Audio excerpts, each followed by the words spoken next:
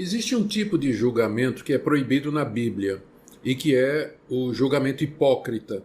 É o que Jesus nos diz lá em Mateus, no Sermão do Monte. Não julgueis para que não sejais julgados. E ele acrescenta, por que é que você está vendo o argueiro, o pedacinho de pau no olho do seu irmão e não percebe a trave, o tronco que está no seu próprio olho? Hipócrita, tira primeiro a trave do seu olho para que você possa ver o cisco no olho do seu irmão. Então, Cristo claramente proíbe o julgamento hipócrita, ou seja, você se colocar como juiz de alguém que caiu em pecado, quando você mesmo não está disposto a olhar os seus próprios pecados, a se julgar a si mesmo e se colocar debaixo da disciplina de Deus. Então, esse tipo de julgamento hipócrita, de fato, é proibido. É isso que quer dizer, não julgueis para que não sejais julgados. Entretanto, a Bíblia nos fala da necessidade de nós julgarmos as pessoas que caem em pecado.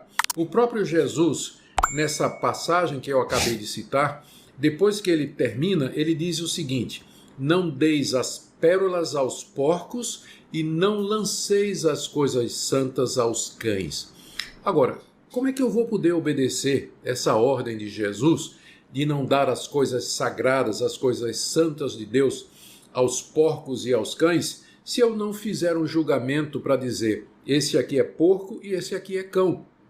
Para que eu obedeça essa ordem de Jesus, eu tenho que fazer esse julgamento. Então, existe um julgamento que é determinado por Deus. Nós devemos avaliar e devemos analisar a queda de um irmão à luz da palavra de Deus, sempre com o espírito de misericórdia, de compaixão e de humildade. Quem tem capacidade para julgar um irmão que cai são as autoridades espirituais que Deus coloca na igreja. É para isso que nós temos presbíteros, é para isso que nós temos pastores, porque eles nos governam, eles nos lideram espiritualmente. Cristo, através deles, corrige e disciplina a sua igreja. Esse julgamento deve ser entregue às mãos daquelas pessoas que são, de maneira competente, colocadas na posição de líder espiritual. Agora, o que é que você deve fazer quando vê o seu irmão cair em pecado? Jesus nos diz isso em Mateus capítulo 18. Se você vir o seu irmão pecar, primeiro vá repreendê-lo entre ti e ele só. Se ele não te ouvir, leva mais 2 pessoas. Se não ouvir, diz à igreja. Se ele não ouvir a igreja, então ele deve ser considerado como gentil e publicano, quer dizer, deve ser colocado para fora da igreja. Ou seja, o que eu devo fazer quando o irmão cai em pecado não é ir para o Facebook falar do pecado do meu irmão, não é para falar do pecado do meu irmão com outras pessoas, mas eu tenho que falar com ele primeiramente, procurar mostrar que ele errou e levá-lo ao arrependimento. Se ele me escutar, o assunto morreu, não precisa fazer mais nada.